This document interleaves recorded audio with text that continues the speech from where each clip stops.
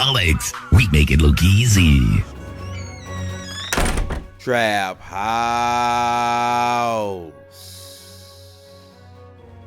One of the most coveted awards in all of high school football is the Gatorade National Player of the Year.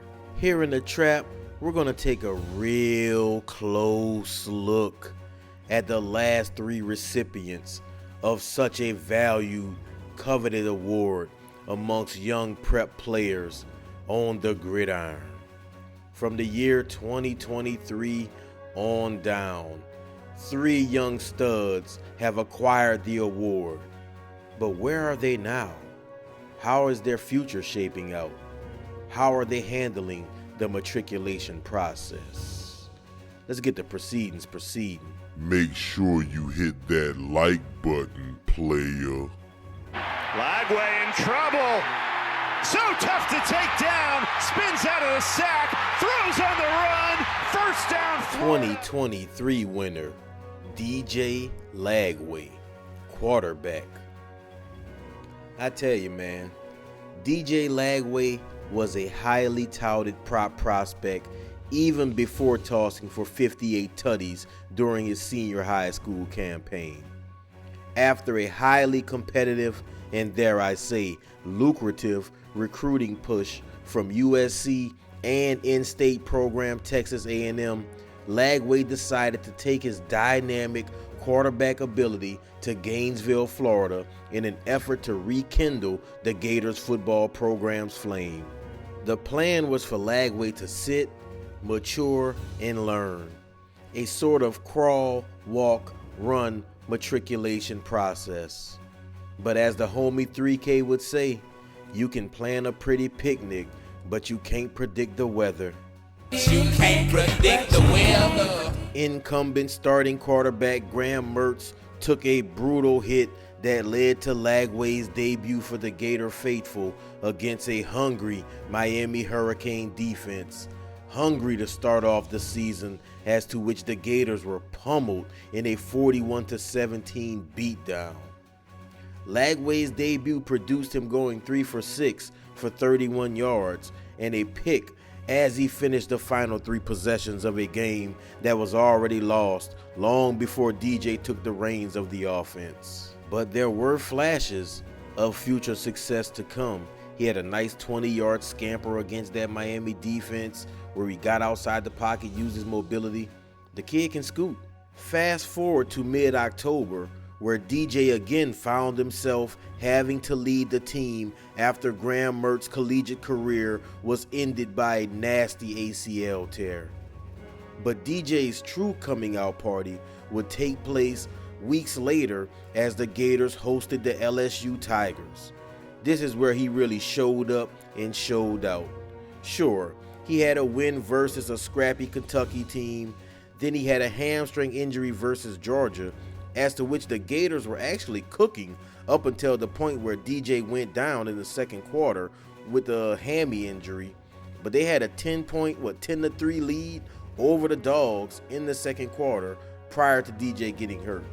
DJ went down, and so did the Gators' chances of pulling off an upset against those Dogs.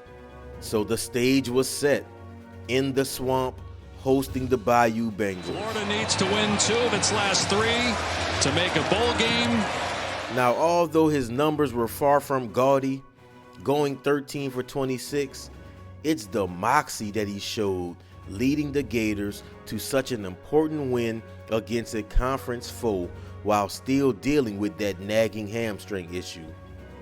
And I tell you what, homie, I'm in agreement with you if you say DJ may have saved Coach Napier's job by closing out the regular season with 3 straight wins, beating LSU, a high-ranked real good Ole Miss ball club, and putting a beatdown on the in-state rival Florida State. I will say this, bro. The future looks bright for the 2023 Gatorade High School National Football Player of the Year as he looks forward to continue leading the Gators into next football season. Boom. Arnold gets the edge. He fooled the Tide defense. Now, to say that the 2022 Gatorade Player of the Year has had his valleys and peaks would be an understatement since he signed to the Oklahoma Sooners. Arnold currently has found himself in the transfer portal, seeking refuge and a fresh start as he tries to elude that bust label. Arnold showed up to Norman with an accolade resume longer than locomotive smoke. Elite 11 MVP, Denton Geyer stud, national recognition from sea to shining sea. Many, including myself, had Jackson ranked as the same tier as Arch Manning. Maybe even looked at him as a better complete prospect over Manning. Now, one can only wonder what Jackson could have became if current Mississippi State head coach Jeff Lebby stayed for one more season and guided Arnold during his first season as lead QB on the Prairie. The expectations at the quarterback position in Norman are high. It's a crown-jeweled position in the modern collegiate football era, but that crown can become heavy real fast when things are not going in a positive direction.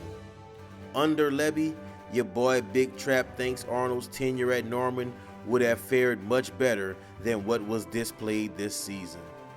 I also feel that there is a heaping amount of blame to be passed around for his downfall. Arnold was just not set up to succeed. A horrible offensive coordinator hired by Coach Venables, bringing in Sooner alum Seth Luttrell, bringing him in to replace Jeff Lebby was detrimental to Arnold's development, to say the least.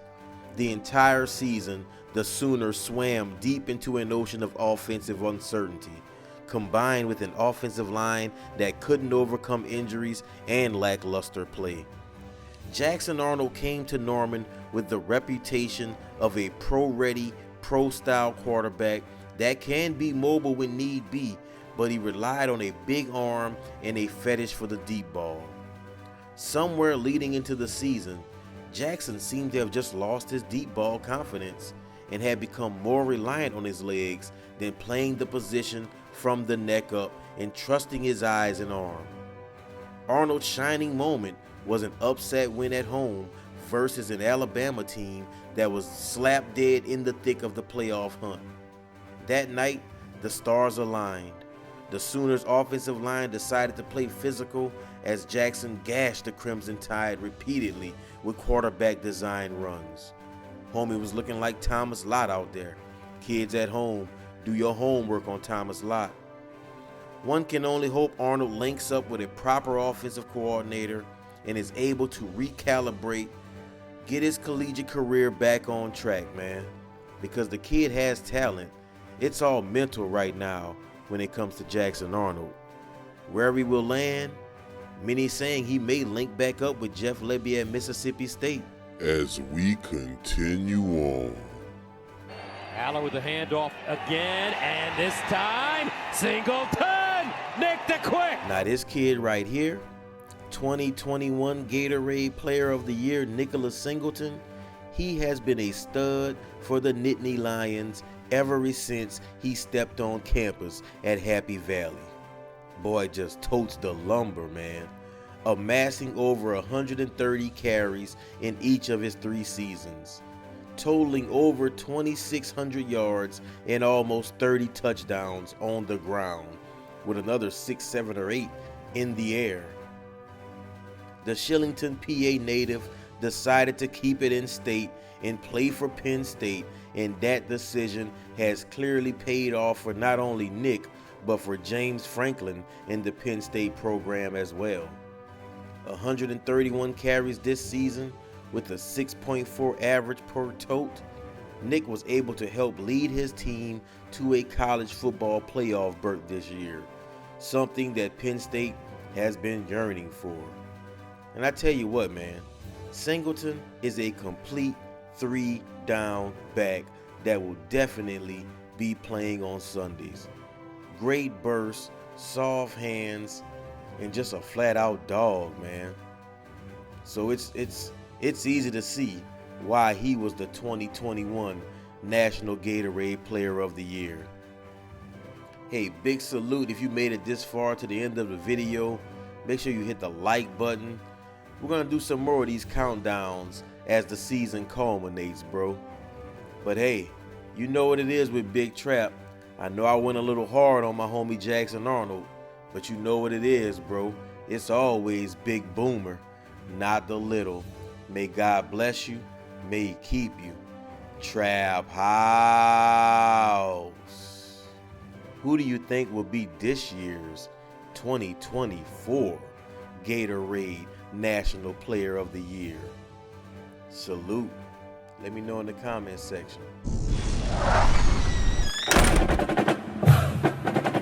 Trap House booming.